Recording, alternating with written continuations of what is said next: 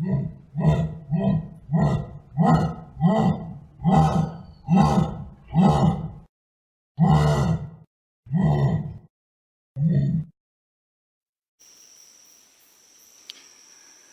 ben voilà, nous sommes mercredi 21 je crois, ouais. Donc je suis parti ce matin assez tôt, vers 7 heures. Et puis ben, j'ai marché à peu près 1 heure, comme je vous ai dit, pour trouver mon petit coin tranquille. Donc on a un endroit avec une petite crique. Une petite crique, c'est un filet d'eau, hein. Et puis ici, ben, j'ai trouvé en arrivant une belle empreinte de maille pourrie. Alors, il y a des contre-jours, je ne sais pas trop si on va la voir.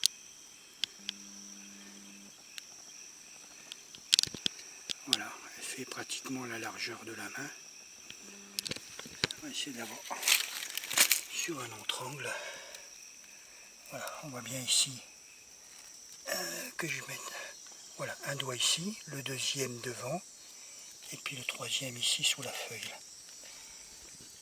Voilà, donc ben ça c'est le tapir, c'est la maille pourrie. Ça ressemble encore à un truc de 150 kg, peut-être moins, 120 kg. Il est moins gros que celui que j'ai fait. Voilà, donc je suis arrivé ici, c'était 8h30. Il est non, 9h30. Il est 1h30. Donc j'ai mis 4 heures pour monter mon bazar. Voilà, donc monter quelque chose en forêt, ben, c'est assez fatigant, hein. Là, il m'a fallu 4 heures pour faire ça. Voilà. On a un petit affût sympa, hein, qui peut, pas très haut, 2 mètres de haut, mais confortable, avec des bois durs qui vont durer des mois et des mois. Voilà. Donc si on vient ici, on a une crique qui est quand même un peu plus grosse. Je vais d'ailleurs me prendre un bon bain tout à l'heure parce que je suis dans un état minable. Voilà. Donc un petit cricot, hein. J'ai pas regardé, je crois qu'il y a du poisson, mais c'est pas très gros. Évidemment, dans l'affolement, j'ai encore oublié mon matériel de pêche. Mais bon, je n'étais pas venu pour ça, hein. J'étais venu pour faire le campement. Donc, bon, on voit ici, pareil, on a un beau plateau qui fait tout le tour, là. C'est plat, mais c'est pas trop marécageux. À part après, quand on va dans le fond, là-bas, à 200-300 mètres. Et donc, moi, je suis ici, au pied d'une... Oh, j'ai un contre-jour avec le soleil. Voilà, je suis au pied, on va s'approcher un peu pour voir le campement avec ça. Alors c'est des zones quand même qui restent inondables, hein, en pleine saison des pluies. Je pense que l'eau doit monter ici. C'est pour ça que moi je me suis mis au pied de la montagne. On ne le voit pas tellement, peut-être ici, voilà la crique. Et là ça monte très raide. Il y a une belle colline. Et donc mon campement est là, j'ai une bâche 3x4 dessus, ce qui est suffisant tout seul pour être confortablement installé, même s'il y a des gros orages. Et puis j'ai mis des bois évidemment qui sont très costauds. Voilà. Donc c'est tout simple, hein, c'est une grosse vis de 140, c'est posé dessus, ça prend 100 kg chaque vis. Donc les 4 vis me font 400 kg, ça va quoi, je peux grossir un peu. Et puis après ces tenues, ils sont serrés simplement entre eux avec une drisse de 5 mm et puis un bâton qui fait tendeur. Voilà, donc si je veux le démonter c'est facile, j'enlève la drisse, je descends mes bois. Mais je pense que c'est un truc qui va rester à demeure. Donc ici on a un petit bois qui dépasse là-haut sous le hamac, c'est là que j'accroche mon sac. Il y a ce bois-ci qui n'est pas fixé encore, c'est les repose-pieds, les cale-pieds, parce que autrement si on n'a pas ça, eh bien au bout d'un moment on a mal aux cuisses sous le hamac. Voilà, depuis ici on voit un peu mieux. Voilà l'ensemble. Donc, et là on voit bien la montagne qui monte. Alors c'est plein de... j'ai tourné un petit peu autour évidemment pour aller couper des bois. Pas trop là-haut, hein, surtout sur le plateau en bas. Mais il y a un terrier tous les 5 mètres, quoi. C'est dingue. C'est dingue, on voit que c'est gratté de partout. Là ici on en a un, au-dessus on ne le voit pas. Il y a un gros terrier de Pâques de l'autre côté qui est habité parce que c'est tout propre autour. Et puis il y a une poignée de feuilles. Vous savez, le Pâques quand il dort le matin, il ramasse une poignée de feuilles et puis hop, il se ferme, il fait une porte avec. Donc on croit que le terrier est vide et justement quand il y a des feuilles dedans, c'est qu'il est là, quoi. Donc voilà, j'espère pouvoir faire du film un peu cette nuit. Alors pas de trépied, j'ai pas commandé encore. L'enregistreur, en sortant ce matin, j'ai vu le papier dans la boîte, donc il est sorti de la douane. Mais j'ai pas voulu y passer parce que c'était trop tard, il fallait que je parte de bonne heure. Et puis je me suis dit je vais commencer à jouer avec et je vais oublier un petit peu l'objet de ma sortie. Donc je préfère voir ça au calme quand je rentrerai dans 3 jours, c'est mercredi, oui, vendredi après-midi. Voilà. Donc maintenant, 1h30, je commence à avoir faim, donc ça va être la douche.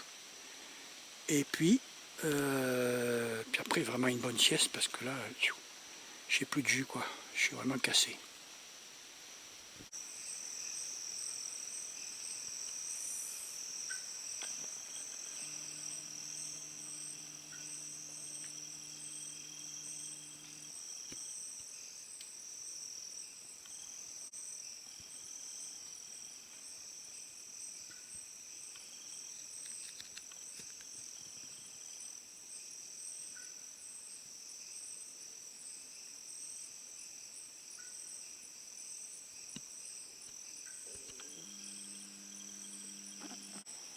Le jour commence à baisser.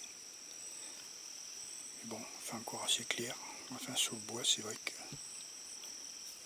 j'ai dû allumer le rétroéclairage parce que, à part là-bas où on a un petit peu de soleil, où je suis c'est assez sombre. Donc on est sur une nuit sans lune. Et ça risque peut-être de marcher plus que d'habitude, je sais pas.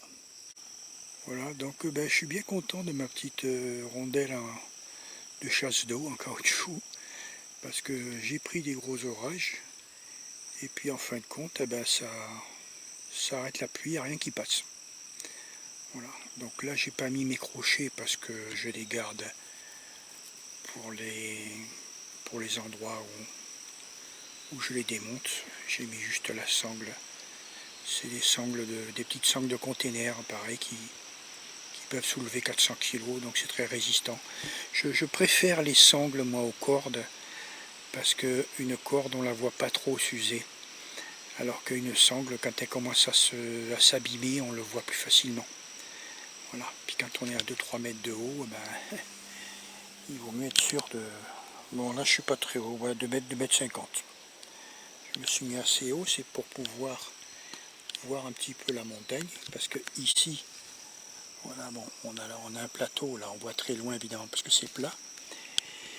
Mais sur la montagne, si je ne m'étais pas élevé un petit peu, je ne verrais pas le truc. Et puis, on a ici, c'est difficile à montrer à l'écran, mais il y a des chemins comme ça qui longent le bord de la montagne. Il y a de tout, il y a de la biche, il y a du pack, il y a de tout qui marche, quoi. Plus le maï pourri. Alors j'espère bien qu'il va passer cette nuit ou demain, parce que là je vous le filme ce coup-là. Comme il n'a pas trop peur de ma lumière LED, c'est une LED froide, elle est un peu jaune. Si je mets pas trop fort, apparemment il n'a pas, ça l'effraie pas. Donc si je peux vous faire un bout de film sur un maï pourri sauvage en liberté, ça serait génial. Donc ici j'ai toujours mon système mon sac à dos qui est sur un piquet, donc il a portée de main contre le hamac mais il ne touche pas. Et puis dans les passants mollets, là je mets toujours en cas 3 cartouches.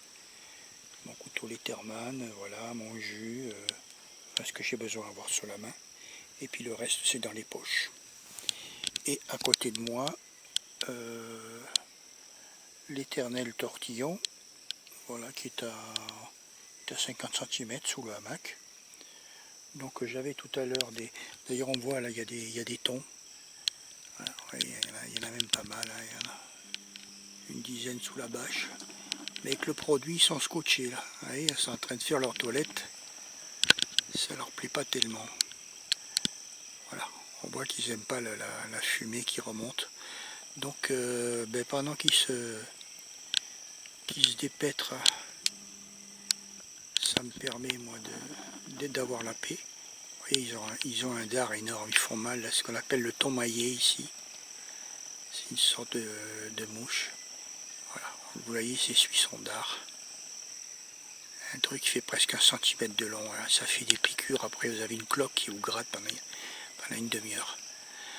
Donc, tout à l'heure, je me suis bouffé en allant prendre la douche. J'ai pris une quinzaine de piqûres dans les jambes. Ça chauffe un bon moment, quoi. Mais bon, c'est le prix à payer. On voit ici, j'ai essayé de regrouper tous les bois que j'ai coupés, les têtes d'arbres qui m'ont permis de faire l'affût. Donc c'est tout sur le même coin, pour pas trop perturber le milieu. Mais bon, généralement, quand on fait du bruit comme ça, la nuit qui suit, il ne se passe pas grand-chose, parce que quand vous coupez un bois, il y a une odeur qui s'échappe, les animaux le sentent. Alors après, bon, comme je dis, c'est la loterie, hein, on va voir si on a le bon numéro pour ce soir. Bon allez, je garde un peu de batterie parce que j'ai 3 jours à faire et j'aurai du mal à recharger.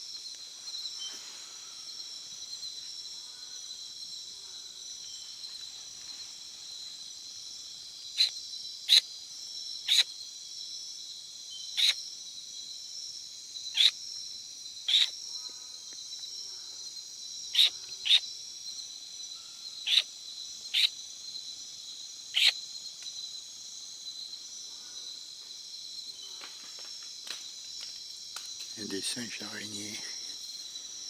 Il y a une bande au-dessus de ma tête.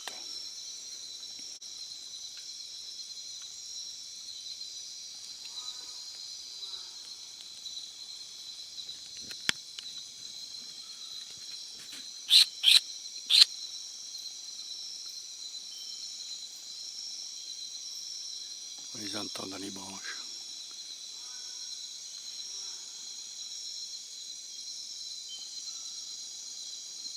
Je peux pas les voir avec la bâche, c'est dommage.